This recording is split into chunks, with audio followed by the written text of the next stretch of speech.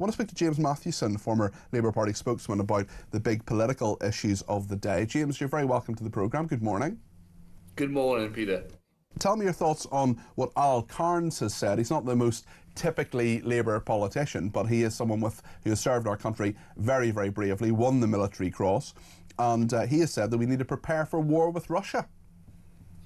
Yeah, scary times, and I'm sure anybody who hears this will be alarmed. You know, it's always this kind of concern when people hear these, these warnings from people who should be in the know. And it's Mark Rutte as well, the Nato chief as well. I mean, these are two very serious people we should be taking seriously. What do you think? Exactly, yeah. These are people who would know. You know, these are the people who would know we should be on this kind of footing, and it should be no surprise to anyone, really. And I do think it is a big frustration of mine politically, as somebody on the left especially, that there is this kind of nonchalantness when it comes to Russia and to our defence often, you know, that it seems to be something that's outdated and old-fashioned to be kind of, you know, concerned about our safety when it comes to this. But it's a very current issue, and it's very real. It is a very real threat. You know, I work with companies who are in the space, tech space, defence space, and I know that people are often tailed by Russian agents still in that space. I know people who've been, you know, kind of hacked by Russian agents. So it's still a big and that's threat. interesting in itself, James, because you have not just the let's not call it old-fashioned, but certainly the traditional military threat of things like nuclear war, invasion, what's happening in Ukraine, for example, but you also have the cyber threat as well, and that's something that a lot of people are very worried about. Yeah, exactly. And it just shows how these things develop and how these threats do change over time. And it is something that takes a while to wrap your head around, because you often think to yourself, well, you know, what's in it for Russia? This is such an old kind of grudge, and it's an old way of doing things. But Russia is a very complicated country. It's a fascinating country as well. And I often, you know, my heart bleeds for the people of Russia and what they've been through, and under the leadership of Putin especially. Yeah. But yeah, it is something that we need to be aware of. We'll talk more about this and about Ukraine with Macer Gifford in a few minutes' time. He's a former British volunteer with the Ukrainian army. For the meantime, James, I just want to ask you about Keir Starmer's attempts to reform the European Convention on Human Rights. We know that a number of those countries appear to agree with the fact that there needs to be some change to the ECHR, but will it be enough? And to me, there are just so many echoes of David Cameron saying, let's change the EU. Obviously, the ECHR and the EU are two separate things. But it strikes me that an attempt will be made. It probably won't be successful. And then the Conservatives, and probably more potently, Nigel Farage, will sweep in and say, well, we're going to withdraw from it. And that's going to solve many problems.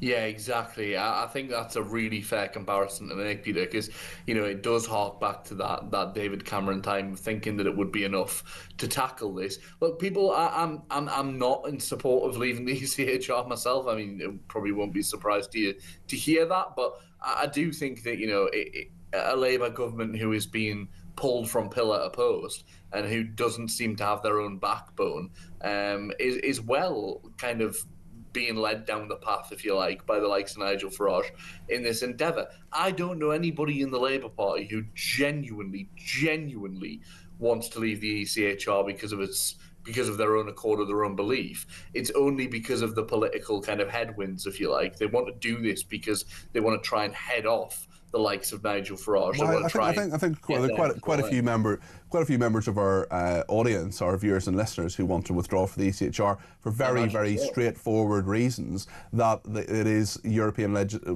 European human rights legislation that so many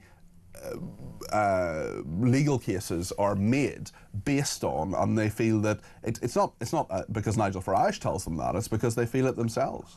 No, I'm sure they do, but it's not a progressive argument in my mind, I'm afraid. The ECHR is something that is very important, and if you find yourself on the opposite side of the tracks to human rights lawyers, you're normally in violation of human rights. Not necessarily. I mean, there are lots of reasons that human rights law, I would argue anyway. I'm not against human rights. I'm not against the right to privacy. I'm not against the right to a family life. I'm not against the principles of human rights. But what I am for a British Bill of Rights where we say what our own rights are and aren't dictated to by a foreign court, by other countries and by the case law that says that, for example, okay, yes, these are extreme examples, but they're what people see day and daily about a paedophile who says he has to stay in this country because he has a right to a family life, for example. I mean, there is no doubt, James, that the European Convention on Human Rights has been used to keep bad people in this country. Of course it has. Everything has a flip side like that, Peter. Every kind of law, law is not something. But it's such a big flip side that so many people feel that the ECHR just isn't worth it. Can you not see their arguments?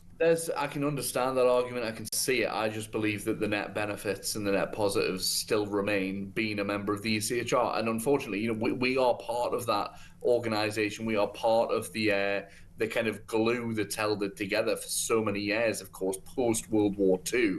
This was such an important institution, and it's something that has kept more people safe than it has kept that it's caused problems. I would argue it hasn't kept pace with its original idea, and like so many of those very good ideas in 1951, I mean, Churchill was involved with this, with the establishment of it. It hasn't kept pace with what its original mission would be. But listen, let's leave that for another time. Just before you go, let me ask you about Dulwich College, which is Nigel Farage's former school. It says the claims of racism against him, which he denies, are, as they put it, profoundly distressing.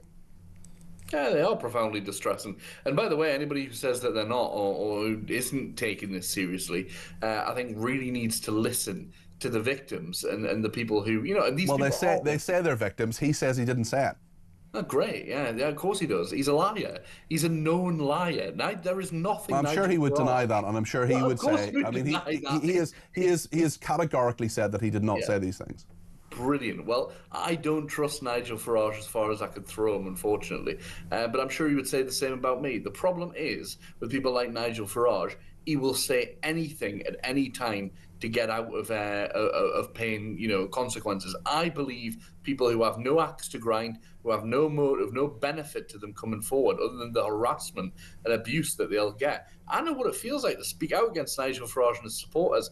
Just yesterday, a debate that I did on TalkTV, I've had 2 death threats via email from people who are saying that Nigel Farage is our best hope. Well, you absolutely. Nobody should be contacting you with those sorts of sentiments. If they contact you and say, James, I disagree with you, that's fine. But that sort of thing is horrendous, and I'm sorry to hear it, James. There is vitriol surrounding this man and a huge amount of aggression.